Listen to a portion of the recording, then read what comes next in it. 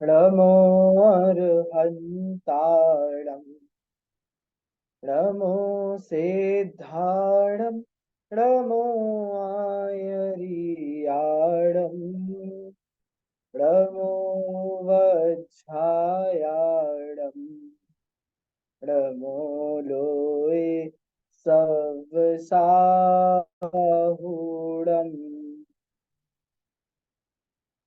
तीन भुवन में वीतराग विज्ञानता शिव स्वरूप शिव का नमः त्रियोग संहारी के।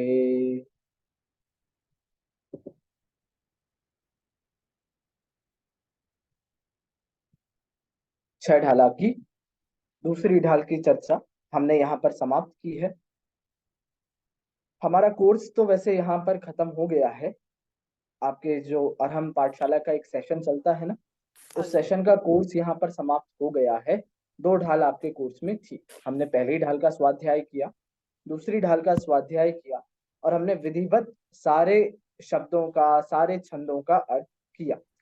अब मैं आपसे पूछता हूँ, आपको पहली ढाल में से अथवा दूसरी ढाल में से कोई भी प्रश्न हो। मैंने आपको कल जाते जाते भी कहा था कि आप लोग इनका पाठ करेंगे, और आपको कोई भी प्रश्न हो किसी से भी संबंधित, कोई पंक्ति हो, कोई शब्द हो, कोई अर्थ हो, कोई भावार्थ हो, किसी भी से भी संबंधित कोई अर्थ हो, तो आप मुझसे वो प्रश्न कर सकते हैं। अन्यथा आपको जो होमवर्क दिया था हम उसकी चर्चा आज करेंगे। ठीक है भैया? कोई प्रश्न है आप में से किसी को? नहीं, बहुत क्या नहीं है।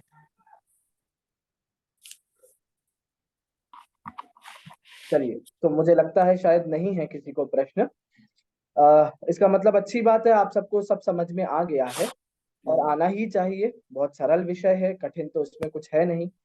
कठिन तो बस इसे जीवन में उतारना है ना। इसीलिए तो आप और हमारा मिथ्यात्व भी है यहाँ। तो उसको भी हम सरल बनाएं, उसको भी हम आसान बनाएं। अब चर्चा करते हैं। हाँ, आपको भी बीच में कोई प्रश्न ऐसे खड़े हो जाएं तो आप बिल्कुल पूछ लीजिएगा, कोई दिक्कत नहीं। तब चर्चा करते हैं हम अपने कल के होमवर्क की, जो आपको हमने दिया था कि भैया ग्रहीत मिथ्यात्व और अग्रहीत मिथ्यात्व, जिसकी चर्चा हमने बहुत विस्तार से दूसरी ढाल में की है। इसके अंदर कोई अंतर है कि नहीं? अंतर तो है, इसकी चर्चा हमने करी थी, और मैंने आपसे बोला भी था कि आप लोग उसे नोट कर कर लाएंगे। नोट करें, अथवा जिसने याद किया हो वो याद करके वो सुनाए, अथवा किसी ने महसूस किया हो, अपने जीवन से संबंधित कुछ हो, भैया इसमें हमको ग्रहित मिथ्यात्व का अंश दिखता है, ऐसी क्रियाएं करने में हमको ग्रहित मिथ्यात्व दिखता है, तो आप उसकी चर्चा करेंगे। ठीक है? तो सबसे पहले आप लोग अंतर से शुरू करते हैं कि भैया ग्रहित मिथ्यात्व और अग्रहित मिथ्यात्व में क्या क्या अंतर हो सकते हैं। ठीक है, चलिए सबसे पहले मैं क्रम से पूछता हूं एक एक करके आप सबसे। सबसे पहले नंबर है मुकेश जी का। बताइए मुकेश जी, एक अंतर बताइए। जो अग्रहित मिथ्यात्व है, अनादिकाल से चला आ रहा है, और बराबर। ग्रहित मिथ्यात्व जो है, जो अभी वर्तमान में हम किसी चीज से ग्रहण कर लेते हैं। चलिए उदाहरण बहुत के तौर बढ़िया आप। पे हाँ। उदाहरण के तौर पे अग्रहित में क्या है कि जीव और अजीव आदमी, मनुष्य जो है, वो ये समझता है कि मैं शरीर के विषयों में, इंद्रियों में लग के ही मैं मोक्ष प्राप्त कर सकता हूँ, उसी में सुख है, और ये अनादिकाल से हम्म। चल रहा है। और ग्रहित में कुदेव कुधर्म और अपने कुगुरु कुदेव कुधर्म को मानना, जो हमारा ग्रहित मिथ्यात्व है। बहुत सुंदर, बहुत सुंदर। आपने दोनों की परिभाषाओं से बिल्कुल अच्छी चर्चा प्रारंभ करी है कि भैया ग्रहित मिथ्यात्व तो इस भव संबंधी होता है, और अग्रहित मिथ्यात्व अनादि से चला आ रहा है। बहुत बढ़िया, आपने उदाहरण भी दे दिया दोनों के। भैया प्रयोजन भूत तत्व संबंधी भूलें जिसमें होती हैं वो ग्रहित मिथ्यात्व, अग्रहित मिथ्यात्व है, और जिसमें देव शास्त्र गुरु से संबंधित भूलें होती है वो ग्रहित मिथ्यात्व होता है। आप लोग भैया कॉपी पेन लेके बैठे हैं सभी? आप लोग नोट करते जाएं। ये जितने भी अंतर हम चर्चा कर रहे हैं ना, ग्रहित मिथ्यात्व और अग्रहित मिथ्यात्व की, इनको आप पॉइंट वाइज आप अपने हिसाब से इनको नोट करते जाएं। ठीक है? चलिए, तो पहला पॉइंट हो गया परिभाषा का, प्रयोजन भूत तत्व संबंधी भूल अग्रहित, देवशास्त्र गुरु संबंधी भूल ग्रहित। चलिए, अगला नंबर है सुदेश जी। बताइए।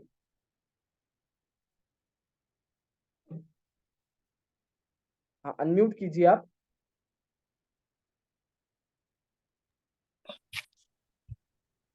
जो ग्रहित है ये बाह्य कारणों के आश्रय से ग्रहण किया जाता है, जबकि ये ठीक है, और जो अग्रहित है वो अंदरूनी ग्रहण से किया जाता है। बहुत सुंदर, बहुत बढ़िया एक अंतर उन्होंने बताया। भैया अंतरंग कारणों से, अंतरंग कारण माने जीव के परिणामों की भूल, मतलब जीव के स्वभाव की भूल, वो तो हो गया अग्रहित मिथ्यात्व। और जो बाह्य निमित्तों के आधार से होता है, बाह्य में देवशास्त्र गुरु के आधार से होता है, उनके सेवकों के आधार से होता है, वो सारा ग्रहित मिथ्यात्व है। तो अंतरंग और बहिरंग निमित्त के आधार से आपने भेद किया, बहुत सुंदर, बहुत बढ़िया। चलिए, अगला नंबर है कमलाक्षी जी का।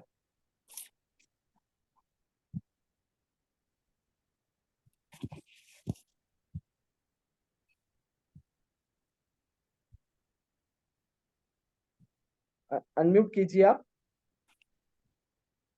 कमलाक्षी जी। हाँ, ग्रहित है, अग्रहित है वो चारों गतियों में होता है, और ग्रहित है वो एक मनुष्य को ही होता है। बहुत बढ़िया, बहुत बढ़िया। इन्होंने उसके स्वामी भी बता दिए। स्वामी मतलब कौन सा मिथ्यात्व किसे हो सकता है। तो अग्रहित मिथ्यात्व है, ये तो चारों गतियों में पाया जाता है भैया, नारकी के भी है, प्रयोजन भूत तत्व संबंधी भूल, त्रियंच में भी, देव में भी, मनुष्य में भी। लेकिन ग्रहित मिथ्यात्व के साथ एक एक्सेप्शन है। ग्रहित मिथ्यात्व मुख्यतया, मुख्य रूप से मनुष्य गति में पाया जाता है। लेकिन इसमें एक और विशेष बात है, परंपरा के आधार से अथवा संस्कारों के आधार से ये त्रियंच गति में अथवा देव गति में भी पाया जाता है। ठीक है, अग्रहित मिथ्यात्व चारों गतियों में है, मुख्यता से ग्रहित मिथ्यात्व मनुष्य गति में है, लेकिन संस्कारों की अपेक्षा से कह लें आप, या परंपरा की अपेक्षा से कह लें, ये देव गति और त्रियंच गति में भी पाया जाता है। भैया हम देवों को भी देखते हैं, ये जो चमत्कार इत्यादि अन्य जगहों पर होते हैं, अन्य स्थानों पर होते हैं, कौतूहलतावश ये व्यंतरादि कराते हैं। ये अन्य जो देवी देवताएं हैं, इनमें व्यंतर आदि भी उपस्थित होते हैं, तो उनके भी कुल गुरु, कुल देवता इत्यादि होते हैं। तो ये संस्कारों के कारण है। ऐसी त्रियंच इत्यादि भी हैं। आप देखेंगे भैया त्रियंचों का, जैसे आपने कभी ऐसा देखा हो कि अन्य मंदिरों में या अन्य स्थानों में कि कोई त्रियंच है, कोई जानवर है वहां खड़ा है, तो बहुत समय से वहीं खड़ा है, कहीं हिल डुल नहीं रहा है, तो ऐसा माना जाता होगा कि भैया इसकी श्रद्धा भक्ति बहुत है, उसकी पूजा होने लगती है ना। तो संस्कारों के कारण त्रियंच और देवों में भी है, लेकिन मुख्यता से मनुष्य गति में है। बहुत बढ़िया, आपने स्वामियों का भी निर्धारण कर दिया। तो पहला बिंदु परिभाषा का हो गया, दूसरा बिंदु उसके कारणों का हो गया, क्या कारण से होता है, अंतरंग और बहिरंग। ठीक है, और तीसरा बिंदु हो गया उसके स्वामी। बहुत सुंदर। चलिए, अगला नंबर है चंदूलाल जी का, बताइए।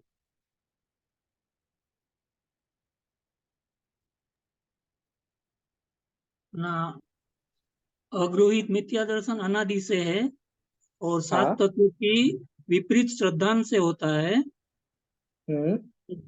गृहित मिथ्या दर्शन अपना देव गुरु के कुदेव कुधर्म कुगुरु की सेवा से गृहित मिथ्या दर्शन होता है।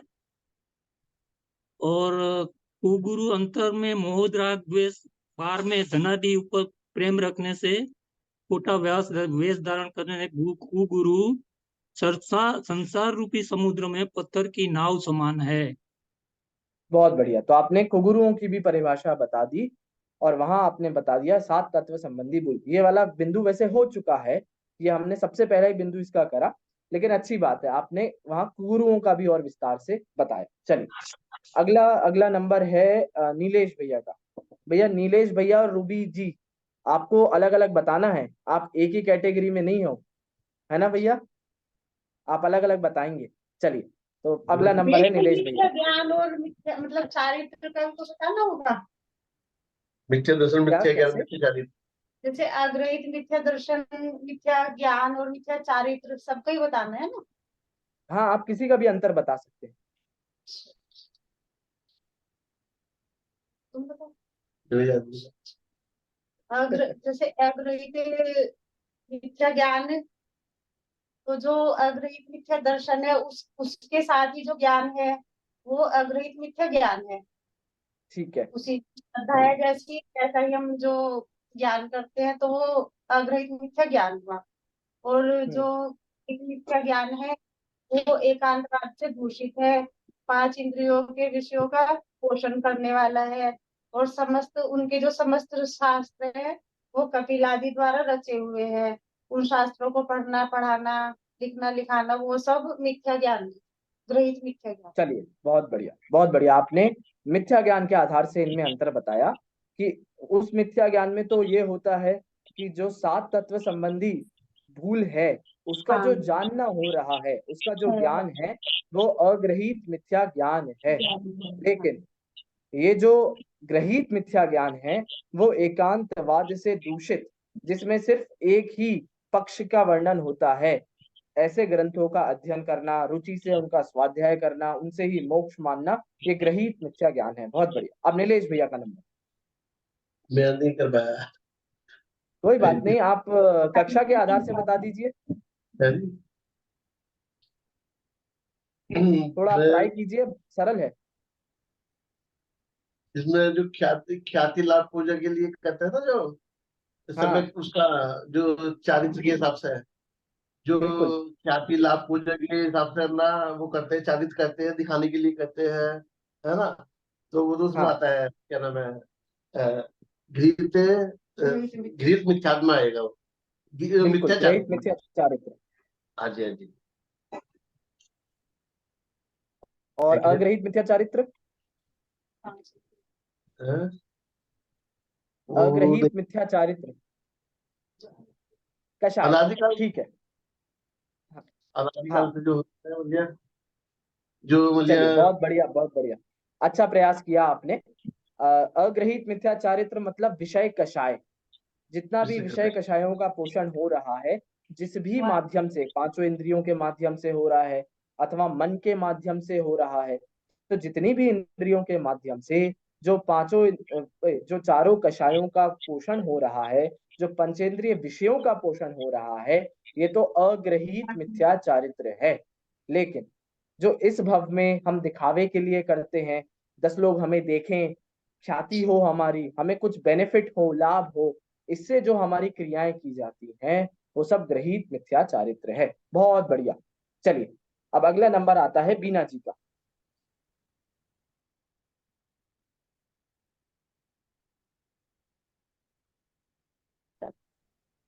अग्रहित मिथ्या तो अनादिकाल से है। ये सातों तत्वों की 7 तत्वों के संबंधी भूलों के कारण इनका जो विपरीत श्रद्धान है उसके कारण ही ये अग्रहित मिथ्या दर्शन है। और मिथ्या ज्ञान में मिथ्या दर्शन, मिथ्या ज्ञान और मिथ्या चारित्र, ये मिथ्या ज्ञान है। सम्यक ज्ञान का न होने के कारण ये मिथ्या ज्ञान है। और ग्रहित में ये जो नया ग्रहण किया गया है, इसमें कुगुरु कुदेव कुधर्म के यथार्थ चक्कर में पढ़कर उनका श्रद्धान करते हैं। अगर अपन सच्चे देव शास्त्र गुरु के पास जाके श्रद्धान करेंगे तो अपना कल्याण होगा। बिल्कुल सही, बिल्कुल सही। तो आपने उपाय भी बता दिया कि भैया अग्रहित मिथ्यात्व को हरने का उपाय है 7 तत्वों का श्रद्धान, और ग्रहित मिथ्यात्व को हरने का उपाय है सच्चे देव शास्त्र गुरु का श्रद्धान। तो आपने उपाय की चर्चा करी, बहुत बढ़िया। चलिए, अब और कौन है भैया इस सभा में? किशोर जी, आपकी कैमरा बंद है। सर जी, जय जिनेन्द्र। पेशेंट है, मैं फिर भी बता देता हूँ, मैं बिजी हूँ थोड़ा अभी। मैं सुनता हूँ, लेकिन मैंने पेशेंट था इसलिए मैं लिखा हूँ कि अग्रहित मिथ्या तो अनादि से है। ग्रहित जन्म के बाद में होता है, जन्म के बाद में जो होता है वो दैट इज ग्रहित, और अनादि से चल रहा है वो अग्रहित मिथ्यात्व। जीव पर द्रव्य नु काय करी सके के जीव पर द्रव्य क्या कुछ कर सकता है या शुभ विकल्प थी आत्मा को लाभ था, ऐसी मान्यता अग्रहित में होती है। ये जीव जो है कि पर द्रव्य क्या कहीं कर सकता है, मैं इसका ये करूं, उसका वो करूं, उसका ये करूं, ऐसा जो मान्यता है दैट इज अग्रहित मिथ्यात्व। और जन्म થયા પછી ઉપદેશના નિમિત્તથી जन्म के बाद में उपदेश के निमित्त से जो मिथ्यात्व आता है दैट इज ग्रहित मिथ्यात्व। बहुत सुंदर, बहुत सुंदर। एक तो आपकी रुचि बहुत बढ़िया है और आपने दोनों ही बातें बहुत अच्छी बताई, बहुत बढ़िया।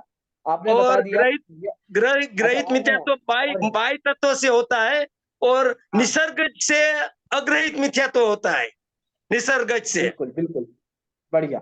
तो स्वभाव से जो होता है, बहुत अच्छा बताया आपने, स्वभाव से जो होता है वो तो अग्रहित मिथ्यात्व है, और किसी के उपदेश से जो ग्रहण किया जा रहा है वो ग्रहित मिथ्यात्व है। फिर आपने ये भी बता दिया, बहुत अच्छा, ये भी बता दिया कि भैया पर में मैं कुछ कर सकता हूँ, पर का मैं कुछ भोग सकता हूँ, एकत्व, कर्तृत्व, भोक्तृत्व, ममत्व, ये चार बुद्धि का नाम अग्रहित मिथ्यात्व है।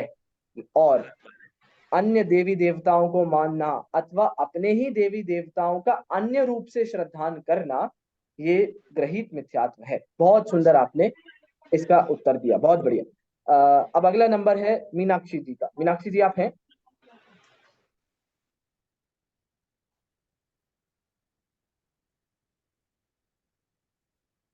चलिए, मुझे लगता है नहीं है, कोई बात नहीं। चंदा जी आप हैं?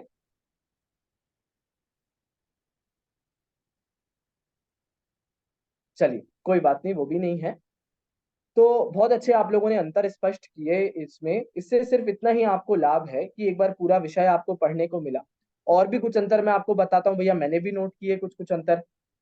देखिए, जो ग्रहित मिथ्यात्व है, यदि इसको हमने सुधार लिया, यदि हमने ग्रहित मिथ्यात्व को नष्ट करने के उपाय किए, तो हमारे व्यावहारिक जीवन में अंतर दिखाई पड़ेंगे। और यदि हमने अग्रहित मिथ्यात्व को सुधारने का उपाय किया, तो हमारे व्यावहारिक जीवन में कुछ खास अंतर दिखाई नहीं पड़ेंगे। समझ में आया आपको? देखो मैं समझाता हूं। जैसे किसी को मिथ्यात्व है और उसे सम्यक दर्शन की प्राप्ति करना है, तो जिसे अग्रहित मिथ्यात्व है और जो सम्यक दर्शन की प्राप्ति करना चाहता है, उसके बाह्य जीवन में अब वो भैया अन्याय अनीति अभक्ष का त्यागी पहले से ही होगा, श्रावक होगा, अपने जो श्रावकों के मूल गुण होते हैं उनका पालन करता होगा, तो उसका बाह्य जीवन यथावत वैसा ही रहेगा। आपको पता नहीं चलेगा ये सम्यक दृष्टि हो गया है। समझ में आया?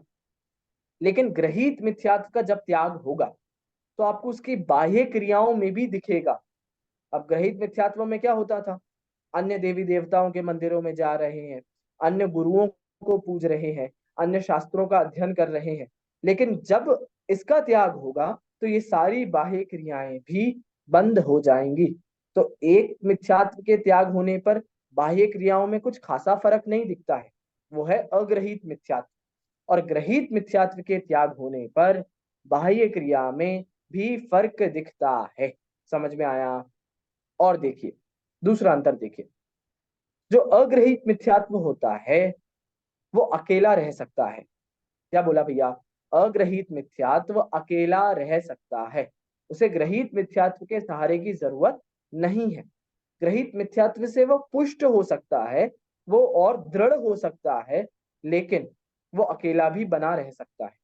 लेकिन लेकिन ग्रहित मिथ्यात्व, इसको कौन चाहिए?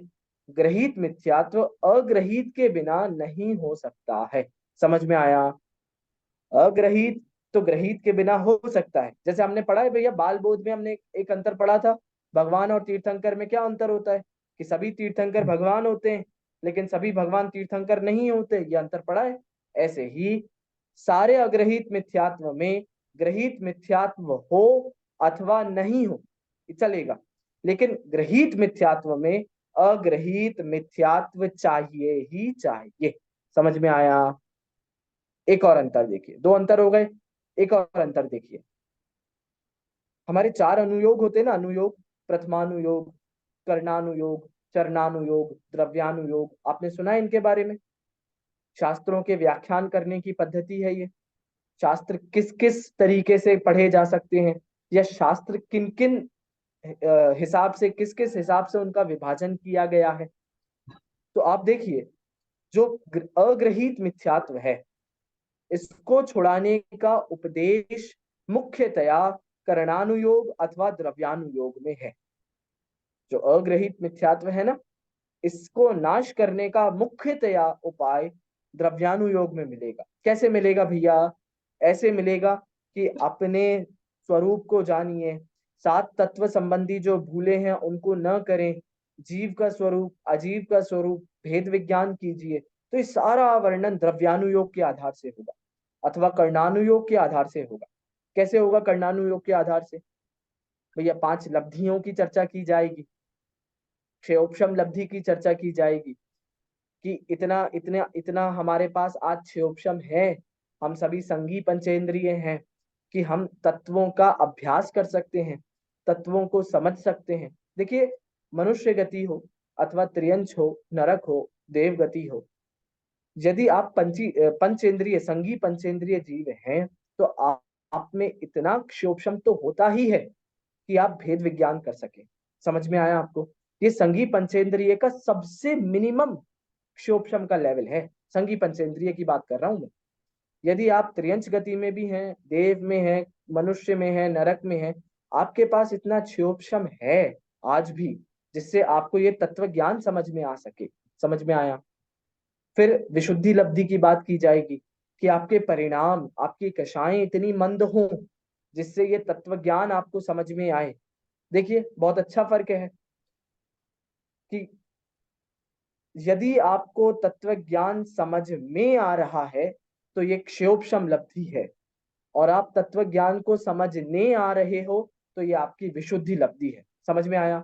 समझ में आना क्षेयोपशम लब्धि, और समझने आना ये विशुद्धि लब्धि। मतलब आप सब यहाँ पर समझने आए हो, आप सब कोई वाद विवाद नहीं कर रहे हो, आपस में लड़ाई झगड़ा नहीं है, कोई कषाय नहीं है, हम सबके परिणाम कितने शांत हैं।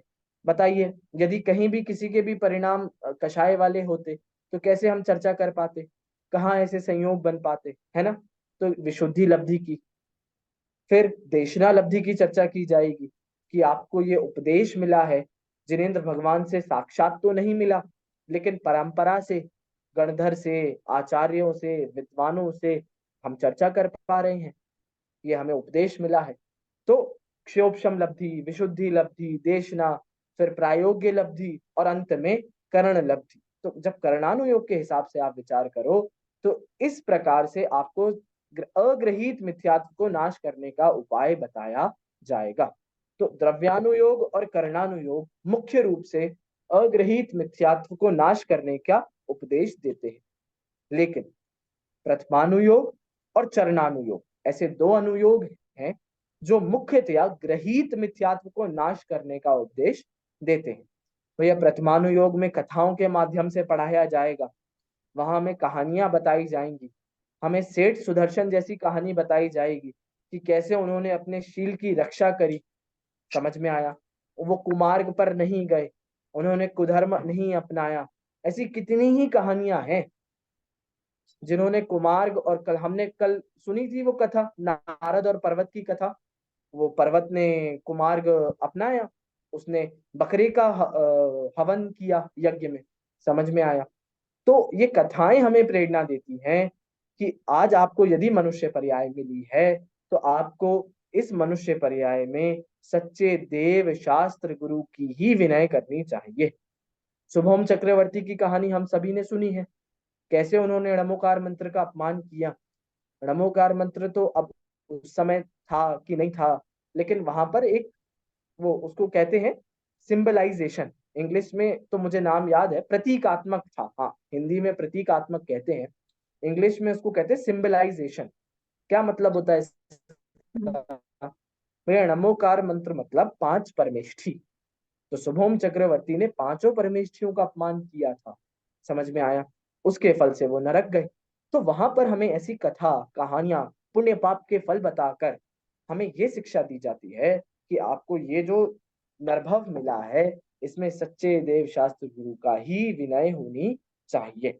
ऐसे ही चरणानुयोग का भी आधार है। चरणानुयोग भी हमें यही शिक्षा देता है। क्या शिक्षा देता है भैया चरणानुयोग? चरणानुयोग ये कहेगा कि हमें मुनिराजों की विनय कैसे करनी है, हमें साधर्मियों की वैयावृत्ति कैसे करनी है, जिनेंद्र भगवान के समीप गए तो जिन दर्शन कैसे करने हैं। देव दर्शन की विधि हम सभी ने पढ़ी है, बाल बोध पाठमाला भाग 2 में, है ना? तो हमने इस विधि से ये सीखा कि कैसे हम सच्चे देव शास्त्र गुरु की विनय कर सकते हैं। समझ में आया? तो ये सारी चीजें हैं। तो 4 अनुयोगों के माध्यम से भी आप विभाजन कर सकते हो कि मुख्यतया द्रव्यानुयोग और कर्णानुयोग में अग्रहित मिथ्यात्व को नाश करने का उपाय है, और चरणानुयोग और प्रथमानुयोग हमें ग्रहित मिथ्यात्व को नष्ट करने की प्रेरणा देता है। ठीक है? और अंतर देखिए, बहुत सारे अंतर आप कर सकते हो, आप जितना विचार करेंगे आपको अंतर मिल जाएंगे। देखिए, अब ग्रहित मिथ्यात्व और अग्रहित मिथ्यात्व में एक सुख और दुख का अंतर भी है। कैसा अंतर है भैया? अग्रहित मिथ्यात्व को नष्ट किए बिना हम कभी भी सुखी नहीं हो सकते हैं। क्या बोला? अग्रहित मिथ्यात्व को नष्ट किए बिना हम कभी भी सुखी नहीं हो सकते हैं। अब ग्रहित मिथ्यात्व के साथ क्या है? ग्रहित मिथ्यात्व को नष्ट करके हम इस भव में तो कदाचित सुखी रह सकते हैं। अब कैसे रह सकते हो भैया सुखी? तो हमें अन्य जगहों पर नहीं जाना है, हमें अन्य लफड़ों में नहीं पड़ना है, उनकी जितनी परंपराएं हैं, जितने तौर तरीके हैं, जितनी 10-10 और चीजें हैं, पंचायतें हैं, उसमें नहीं उलझना है ना? तो फालतू के विद्वेषों से, द्वेषों से हम बच सकते हैं। तो इससे भी हम ये एक ऐसा अर्थ कर सकते हैं कि अग्रहित मिथ्यात्व को नष्ट किए बिना तो कभी सुखी हो ही नहीं सकते। तो सुखी होना है तो अग्रहित मिथ्यात्व को नष्ट करना पड़ेगा, लेकिन कदाचित ग्रहित मिथ्यात्व को नष्ट करके हम इस भव में तो शांति से रह सकते हैं बिना आडंबर के। समझ में आया? तो इस प्रकार हम ऐसे अंतर कर सकते हैं। और भी अंतर कर सकते हो भैया, पंचेंद्रिय के माध्यम से अंतर कर सकते हो, इंद्रियों के माध्यम से, कि जो अग्रहित मिथ्यात्व है वो बताइए कितनी कौन कौन सी इंद्रिय के जीवों को हो सकता है? एक इंद्रिय को हो सकता है? बिल्कुल हो सकता है। 2 इंद्रिय को हो सकता है? क्या है ही, 1 इंद्रिय को है, 2 इंद्रिय को है, 3 को, 4 को, पंचेंद्रिय संगी असंगी। तो अग्रहित मिथ्यात्व तो पंचेंद्रिय तक के सभी जीवों को होता है, लेकिन ग्रहित मिथ्यात्व किनके पाया जाता है भैया? मात्र सैनी संगी पंचेंद्रिय जीवों के पाया जाता है। समझ में आया? तो आप इंद्रियों के आधार से भी इसमें भेद कर सकते हो। तो आप समझिए। अब आप मुझे ये भी बताइए, संख्या के हिसाब से भी आप अंतर करें, किसकी संख्या ज्यादा, किसकी संख्या कम? अग्रहित मिथ्या दृष्टियों की संख्या ज्यादा है, और ग्रहित मिथ्या दृष्टियों की तो मात्र संगी पंचेंद्रिय है, इतने से ही जीव हैं। समझ में आया? तो अग्रहित मिथ्यात्व का राज्य बहुत बड़ा है।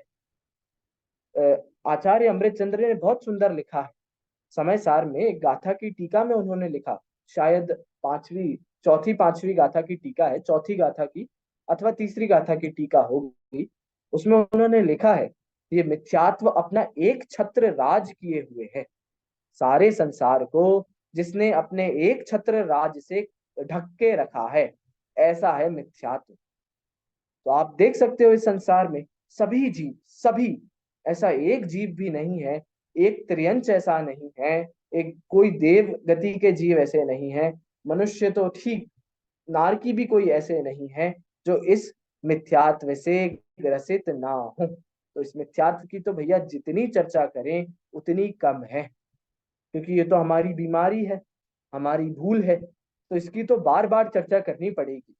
यदि आप भैया, आपको किसी को कैंसर हो जाए और आप डॉक्टर से इलाज ना कराओ, और या एक बार इलाज करा लो फिर कई महीनों तक भूल जाओ, ऐसा कैसे चलेगा? आप तो बार बार हर 15 दिन में, हर महीने में वो कीमोथेरेपी कराओगे, डॉक्टर के पास जाओगे, विजिट करोगे, दिखाओगे, पूछोगे भैया डॉक्टर साहब क्या प्रोग्रेस हो गई, और कितना समय लगेगा, कैसी कैसी दवाइयां, कहीं गलती तो नहीं कर रहे? बताओ कितना ध्यान रखते हैं हम। लेकिन ये जो हमारा अनादि का रोग है, अनादि का मिथ्यात्व है, इसका क्या भैया, 1 घंटे हो गया, 2 घंटे हो गया, बस भूल गए, अगले हफ्ते तक के लिए फ्री, है ना? तो इसमें भी बार बार हमें चोट करनी पड़ेगी, बार बार हमें वहां पर ध्यान देना पड़ेगा कि भैया अब कितना बचा है, अब कितना बचा है, अब कितना बचा है, सब बार बार हमें लगना चाहिए। समझ में आया? तो ऐसे आप बहुत सारे अंतर्ग्रहित और अग्रहित मिथ्यात्व में कर सकते हैं। तो इस प्रकार हमने पहली ढाल में बहुत विस्तार से संसार के दुख और उनके स्वरूप का वर्णन किया। दूसरी ढाल में संसार दुख के कारण की चर्चा की कि कैसे जीव दुखी होता है, क्या कारण है। और अब जो तीसरी ढाल हमारे आगे कोर्स में आएगी, उसमें हम संसार दुख से बचने का क्या उपाय है, सुख की प्राप्ति कैसे हो सकती है, इसकी चर्चा करेंगे। अच्छा, आपको अब इन दो ढालों में कोई प्रश्न बाकी हैं? आप इनका फिर से स्वाध्याय करें, आप इनका फिर से पाठ करें। कोई शब्द हो, कोई अर्थ हो, आपको नहीं समझ में आए तो आप बिल्कुल पूछिएगा, ठीक है? तो आज हम हमारी कक्षा सिर्फ इतनी सी ही रखेंगे, इसको और ज्यादा नहीं हम एक्सटेंड करेंगे, क्योंकि हमारा विषय भी यहाँ समाप्त हो गया है। और मैंने आपको शिविर में जुड़ने की प्रेरणा तो दी ही थी, तो आप सभी को बिल्कुल बहुत उत्साह से शिविर में 12 मई से हो रहा है, आपके ग्रुप पर भी लिंक भेजी गई है, तो आप उसमें बिल्कुल रजिस्ट्रेशन कराएं और आसपास के सभी साथी मित्रों से, भैया ये तो उत्सव है, शिविर लग रहा है तो उत्सव जैसा ही है। हमारे घर में कोई शादी हो, ब्याह हो, किसी का जन्मदिन हो, कैसे हम एक एक को बुलाते हैं, घर जाते हैं, कार्ड देने जाते हैं, है ना, एक एक को फोन करते हैं, लिस्ट बनाते हैं, भैया कोई रह ना जाए। ऐसे हमें भी बहुत उत्साह से इसमें जुड़ना चाहिए और औरों को जोड़ना चाहिए। समझ में आया? क्या पता आपके निमित्त से कोई भव्य जीव बन जाए, कोई ऐसा जीव जुड़ जाए जिसको ये समझ में आ जाए, है ना। सबको जोड़ना भी चाहिए बहुत उत्साह से। चलिए, अब आपको कोई भी और प्रश्न हो, इसको पढ़ते समय अभी हो अथवा बाद में भी हो, तो आप ग्रुप पर भी आराम से पूछ सकते हैं, ठीक है। चलिए, तो आज हम यहीं पर अपनी कक्षा को समाप्त करते हैं। अब शिविर में कक्षा नहीं होगी, उसके बाद अब आगे जब भी कक्षा होगी आपको सूचना ग्रुप पर ही दे दी जाएगी, ठीक है। चलिए, सभी को सादर जय जिनेंद्र। जय जिनेंद्र।